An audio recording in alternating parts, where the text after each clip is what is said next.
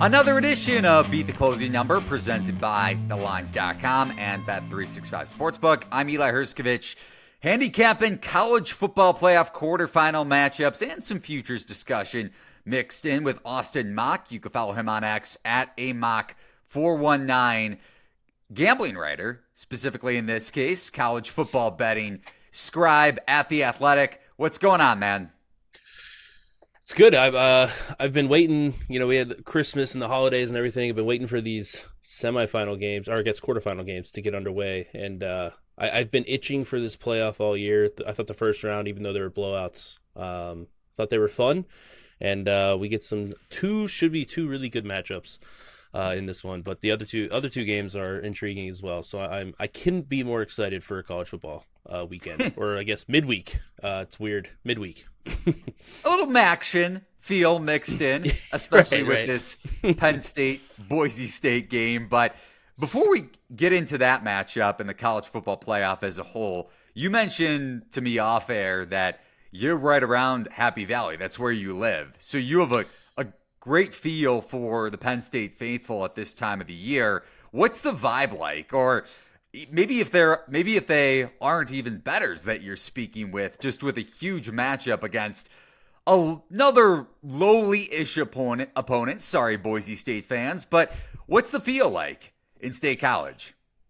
Yeah, I'd say there's definitely some confidence. Obviously when you're a double-digit favorite, there was a little bit of that with SMU coming to town last week. Similar-ish spread for this game against Boise. But yeah, Drew Hours, that I think that performance against Oregon gave a little bit of extra, like, oh, okay, he can, like, this is what it is when he does max out, and the offense can score pretty much at will, and the running game was going well there. So I think there's a little bit of confidence growing here. And then, Georgia as a backup quarterback, and Notre Dame isn't like a, crazy tough opponent for them. So yeah, I think there's some buzz around Happy Valley. It's going to be an exciting week or two here in central Pennsylvania.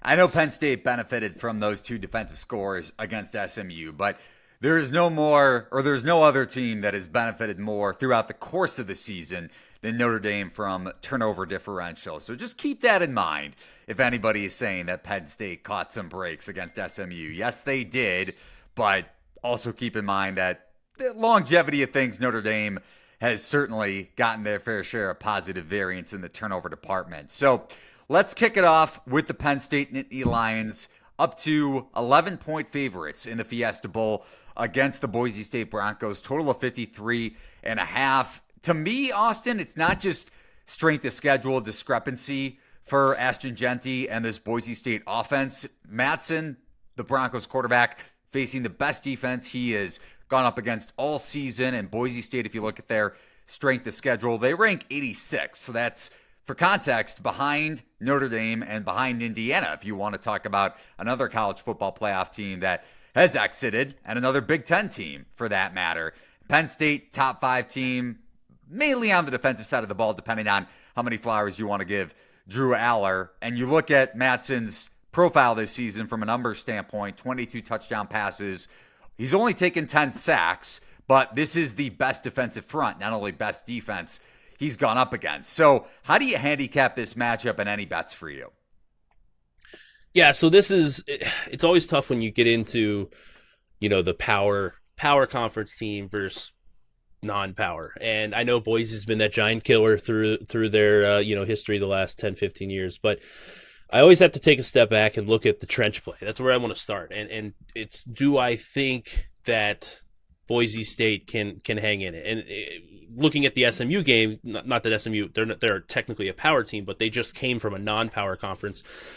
They were fine for the first half against Penn State, but the second half, their offensive line started getting overwhelmed.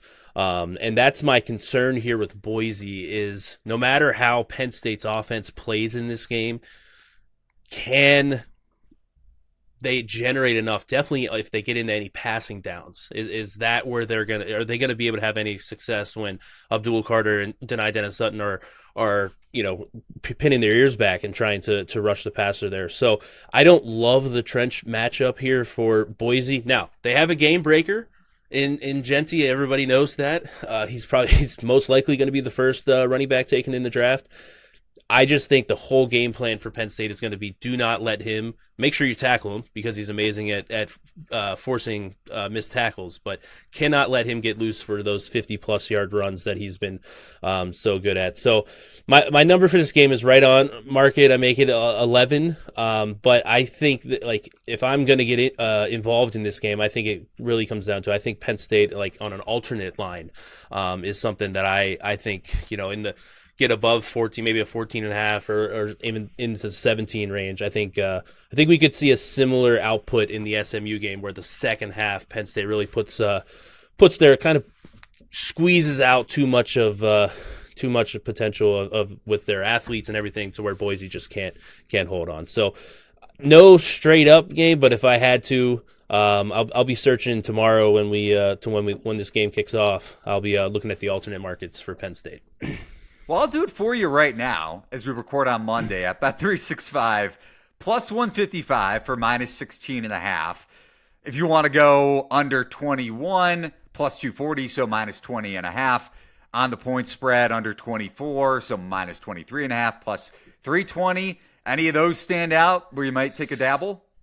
Yeah, I probably would stay close to that 16.5. Would you say 155? Yeah. Yeah, that sticks out to me. I think I'd rather you're looking at, I know that obviously 14 is like key if you want to say that it's a key number.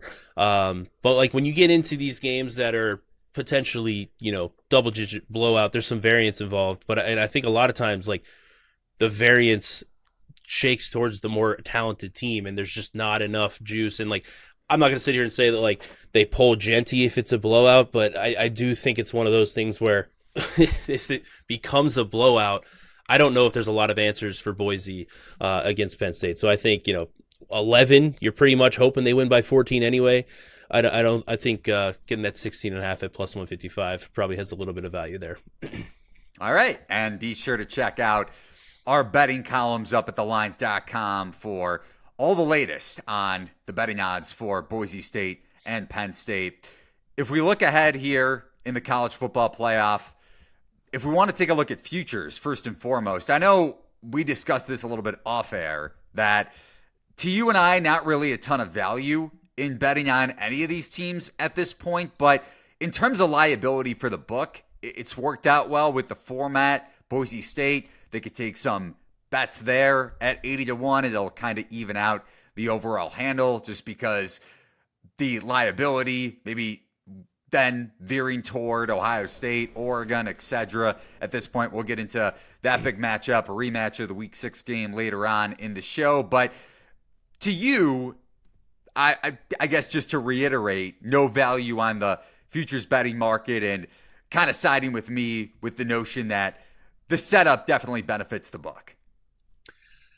Yeah, I don't really love any of the prices. Obviously shop around and you can maybe find an off price, but there's only 8 teams left, so that's not going to happen, right? Like it's really hard to pick off any bad prices. So I'm with, if I had to, like Oregon is semi interesting to me, but like again, because of the format, they play Ohio State, and like that could be a one shot.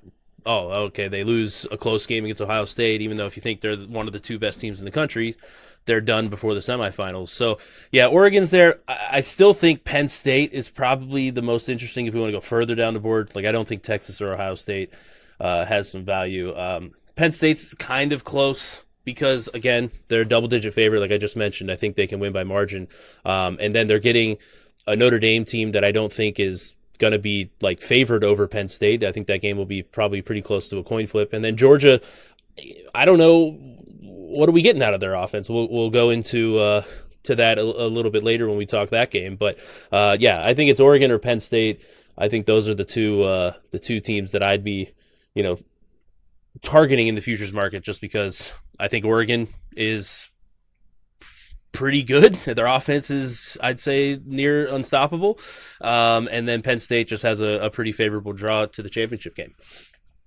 Oregon plus 400 at Bet365. Penn State right behind them at plus 475. So four shortest odds. It is interesting to note that Oregon was, at some books, the favorite, consensus favorite, entering the college football playoff right around plus 330. Now plus 400. So you're getting even better odds on Oregon if you like the Ducks at that number. And that's because Oregon was a look-ahead favorite against Ohio State, and then the line flipped to Ohio State, right now below the key number of 3. And we'll touch on that rematch later on in the show. But hypothetical lines, you brought up the potential matchup between Penn State and Notre Dame in the semifinal. And we'll handicap Georgia and Notre Dame last year on the show. But on the look-ahead number for Bet365 Sportsbook, and just note for any bettors out there that are looking to bet at Bet365, the wager would be void if the matchup doesn't occur, but Notre Dame actually a 1.5 point favorite against Penn State on the look ahead. Does that surprise you at all, or just because it's around a pick? Not really.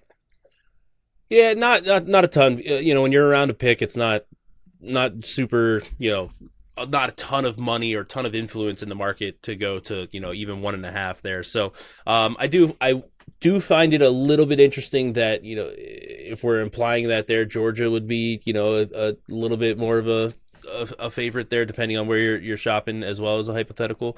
But yeah, I think Notre Dame and Penn State are kind of similar in that both strong defenses who have really, have done a good job, all year long, pretty much.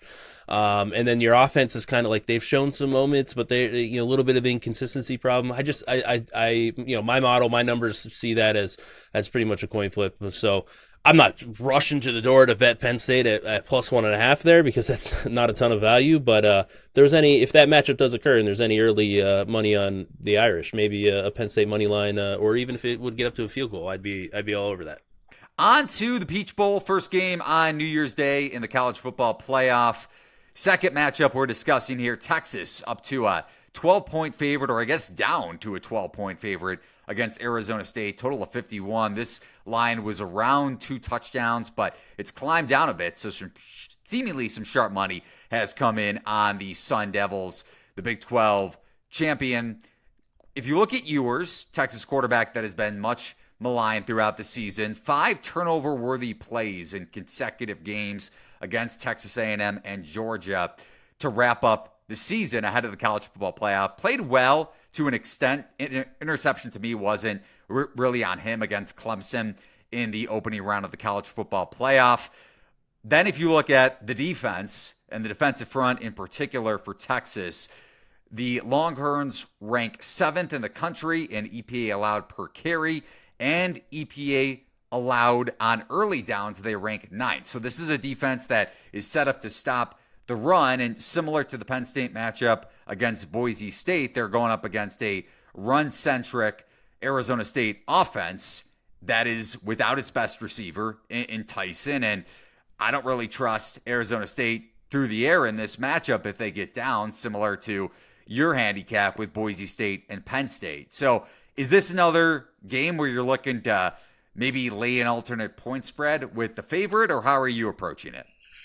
Yeah, these are, I don't want to say carbon copies, but very, very similar matchups. One, I go back to the trench thing. I think Texas is going to have a significant advantage in the trenches. I do think Arizona could see some rushing success on offense. Obviously everybody knows about Cam Scatterbo. He's awesome, and I do think there could be something there. But I don't love, on the flip side, I don't love the matchup for Arizona State's defense. Their numbers aren't exactly exciting you going into a game where they're playing up in a level of competition compared to most of the Big 12 that they played this year.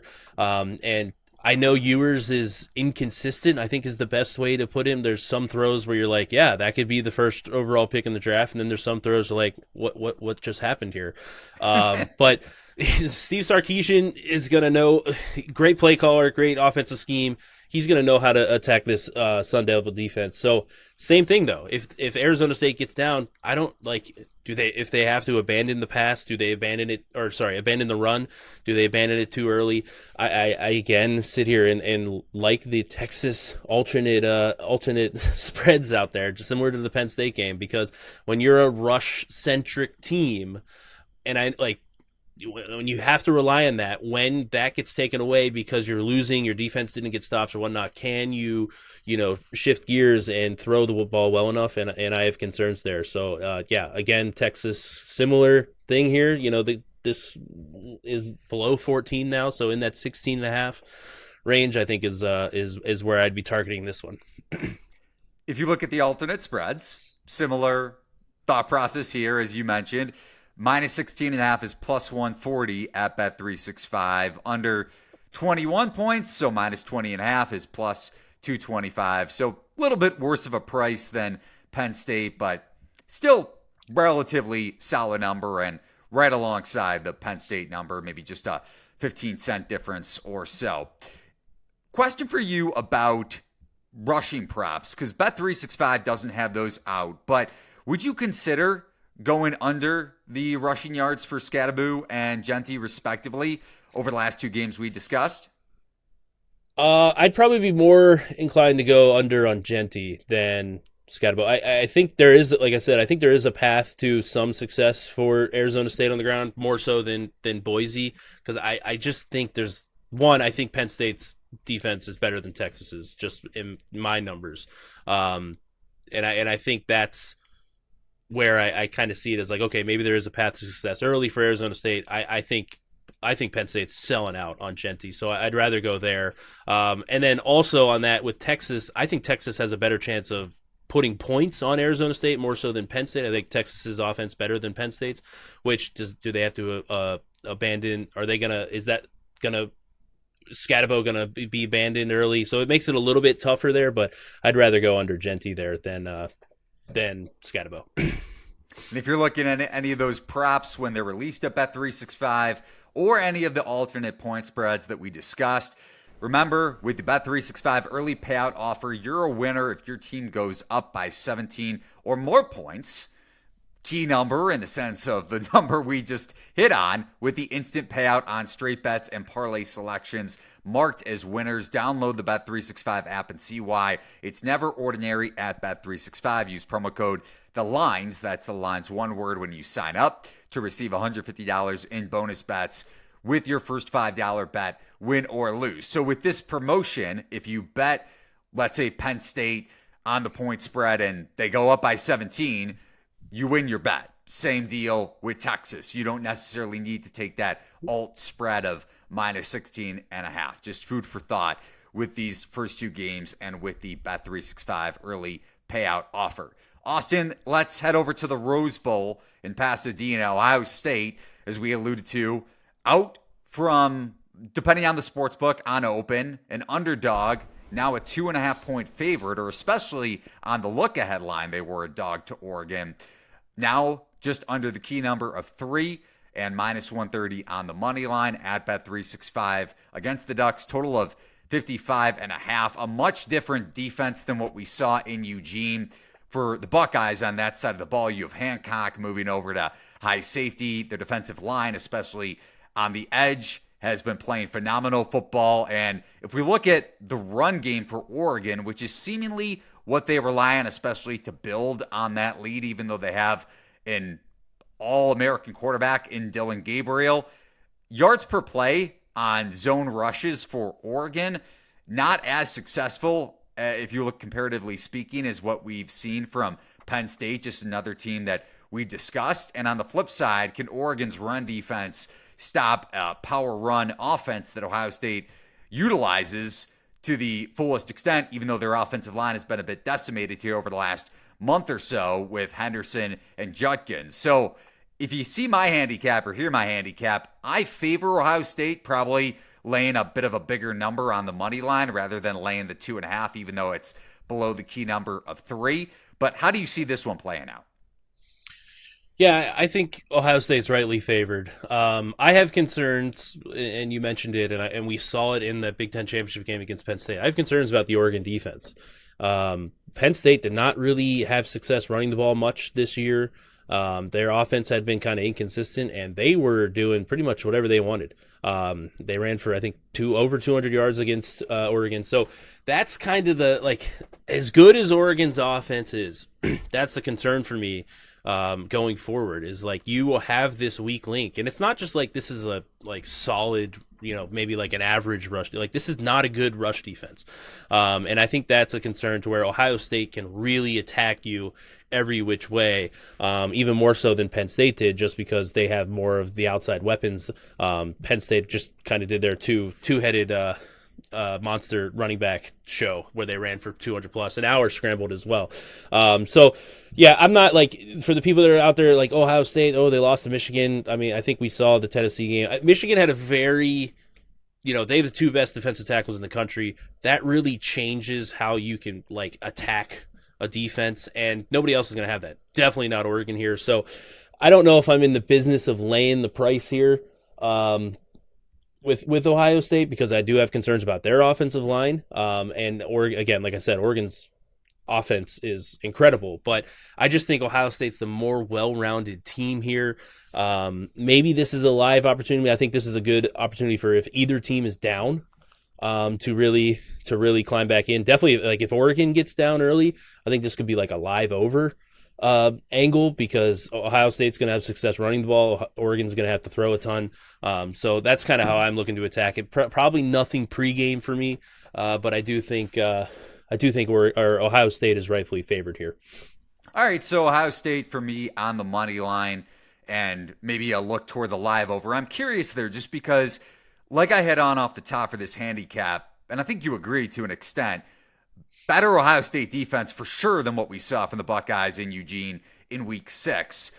So even with that in mind, and Oregon facing a negative game script, I get it, with Gabriel then having many more dropbacks, but maybe not as optimistic or bullish on the Buckeyes defense in a positive game script in that sense.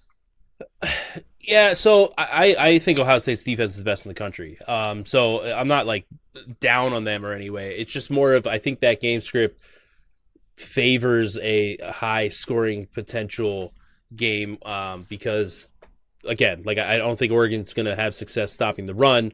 There's going to be explosive opportunities in the run game for Ohio State. That allows, the big thing for that is, in my mind, is Ohio State's going to be able to keep scoring. They're not just going to sit on the ball, and obviously, they can throw the ball around with Ibuka and Smith. And if Oregon's playing from behind, they're going to be going with tempo. They're going to be throwing a lot. So I just think that script plays towards, as good as I think Ohio State's defense is, I think it's more of a bet on Ohio State's offense is going to keep their foot on the gas, because they're going to have so much success should have so much success running the ball, and then Oregon has to play catch up. Yeah, it could be a good live betting opportunity if you get either or both of these teams potentially within a possession. Maybe Ohio State plus 3.5, Oregon plus 3.5, or if either of them build a double-digit lead or right around that number, you can get both of them to keep it within a touchdown and really go for a good middle. So I'm with you on the live betting opportunity, but I think I'll take a look at Ohio State on the money line. I think we're both in agreement that the Buckeyes ground game can control the script and the clock. It just depends on if Oregon's passing attack can seemingly catch up, if that's the way this game winds up trending over the course of the first half. But over to the final game in the Sugar Bowl, third game on New Year's Day, Georgia, a 1.5 point favorite, minus 120 on the money line against the Notre Dame Fighting Irish. Total of 45, lowest total that we've discussed so far here, and the only one in the 40s for that matter. I have a play on the total, but I'm curious if you have any angle for the point spread. Yeah, this one's tough. I lean towards Notre Dame just because I have such an uncertainty on what Georgia is. You have to remember, Georgia hasn't looked all that great this year, even with Carson Beck in there. I know part of that is on Carson Beck. He wasn't very consistent this year either. But you're talking about Gunnar Stockton stepping in here, who's hasn't had any bit of experience. There's 30. I think he's thrown 30 passes this year. I think 12 came against Tennessee Tech or something like that. So, really big unknown, and I think that plays into Notre Dame's strength, because I have more confidence in Notre Dame's defense being able to keep Georgia at bay. I have concerns about Notre Dame's offense scoring on Georgia's defense. So it's one of those games where it's like I can't remember. Is there a time where we had such an unproven quarterback in a playoff game? I don't think there is one. It's hard to really get a feel for what this Georgia offense is going to be. So that makes me lean a little bit towards Notre Dame. But yeah, it's I don't love it. Let's just leave it at that. Well, before I give my take on the total, how much of a, I guess by your handicap, not so much, of an edge do you give Georgia just based on the extra week of prep? Yeah, so it's not a ton, just because like there's so many staffers involved. Like there's Georgia would have been scouting both teams. Couldn't think of the word there. Scouting both Notre Dame and Indiana, and it goes to either like same way. Notre Dame had people on Georgia before this as well. So I don't think it's like a huge number here, but it's a little bit like they just get for my model they get a bye week adjustment, which isn't really all that much. But maybe it's a little bit more when it's at the end of the year. But this year we had 2 bye weeks, so it's a little bit of uncertainty in what buys are how useful buys are. But yeah, Stockton getting those extra reps, maybe that helps out as well. But it is something that's tough to quantify. So for me, I'm looking at the under for this game. I know it's been bet up from 44.5-ish, maybe some books open 44 to as high as 45.5, a juiced 45 to the under. But I took a flat 45 minus 110 over at Bet365. So you mentioned Notre Dame's run defense. Georgia ranks 8th in EPA per carry allowed and 24th in defensive success rate against the run. And I'll have this in my write-up over at thelines.com. They also rank 21st in defensive havoc, which obviously includes turnovers forced and limiting or generating negative plays, especially on rushing plays. And I'm curious because I bet Indiana. I'll be honest, I'll raise my hand. I lost that one pretty early on. But I was curious to see how Riley Leonard was going to play in a negative game script. Now, this is where maybe they're not down by 2 possessions, but if Notre Dame does get down in the second half by a touchdown or so and they have to air it out because Georgia's run defense is playing to the level that the numbers show and the numbers say that I dictated, then how does Leonard perform, even though he's a dual threat quarterback in his own right? And then for Georgia on the flip side, I know Texas's run defense for that matter is better than what Notre Dame brings. And we saw Trevor Etienne have success, especially in the second half of that game in the SEC championship. Now, I know turnover variance was on Georgia's side, but to me, that's an interesting angle going into this game. A, the bye week for Georgia, but B, Georgia, even though the overall rushing efficiency isn't there throughout the course of the season,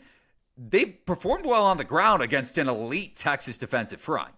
Yeah, so I do think it's just an interesting game because like you're trying to use what Georgia has had all year. Those are the metrics that you can go off. They're year-long metrics, and one of the things that's tough when like there is a change in quarterback is like, okay, how are their tendencies gonna change or all these different things that happen here for Georgia. Like we don't really know.